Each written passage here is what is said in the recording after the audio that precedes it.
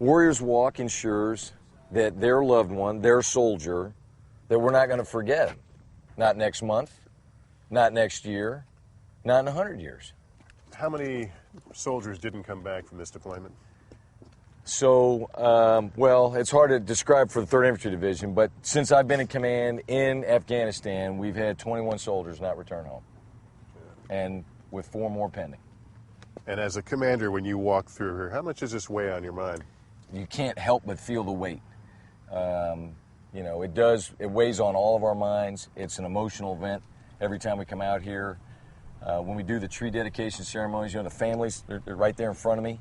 You know, you got young kids, you got brothers and sisters and aunts and uncles and grandparents. And, you know, they all trust us as leaders to provide that very best leadership, and that we're going to do all we can to bring their loved one home.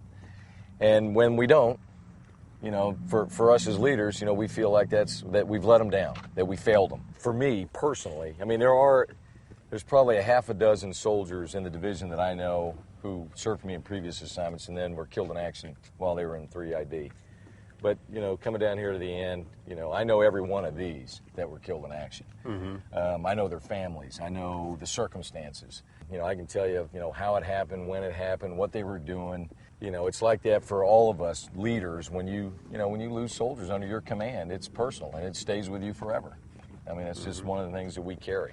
The tendency right now, because this thing is drawing down, to start putting Afghanistan in the rearview mirror.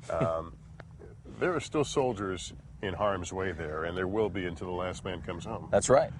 Do you want that message? You want people to think about that?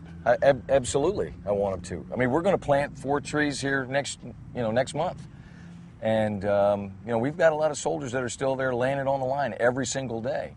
And just because we're being advisors doesn't mean it's not dangerous. They've done an incredible amount, and they have sacrificed tremendous, both they and their families. And I think we have an obligation that we can't forget them. Over a year ago Memorial Day, you know, I came back from doing a speaking engagement, and I told Connie, my wife, and I said, hey, we need to stop by Warriors Walk. She said, okay. So we did. I bet there was 200 families out here. And, you know, you stop and you talk to each one. There'll be some mom, you know, fixing up getting the weeds out or doing other little things. Some of these guys were, you know, killed in action 5-6 years ago, 7 years ago. And it's as strong to them today as it was 7 years ago. Will you personally breathe a sigh of relief when all the American forces are out?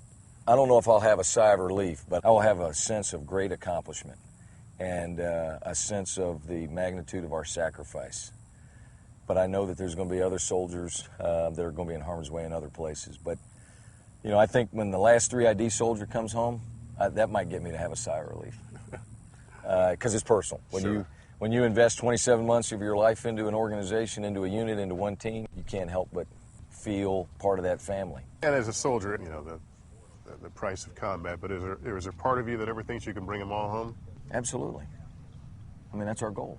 And that's what we strive for every single day in protecting the force. But you're right. I'm an old soldier who's been in a lot of bad places and suffered a lot of losses. So I unfortunately know all too well, you know, the human sacrifice. But I can tell you this: each and every one of them hurts. I tell people when this no longer hurts, when it doesn't bother you, it's time for you to find something else to do.